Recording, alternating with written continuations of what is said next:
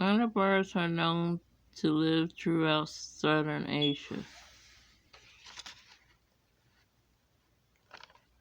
Myna birds in Nepal eat chica padum fruit.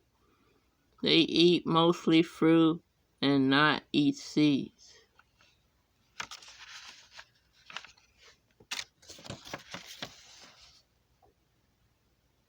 Myna birds can communicate well and repeat the exact same sound they hear.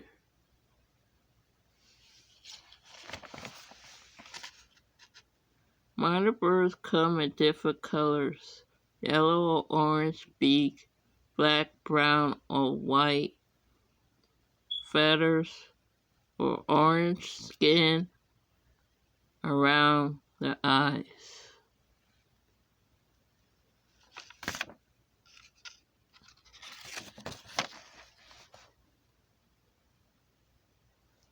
Myna birds like to travel in flocks so that they can better survive.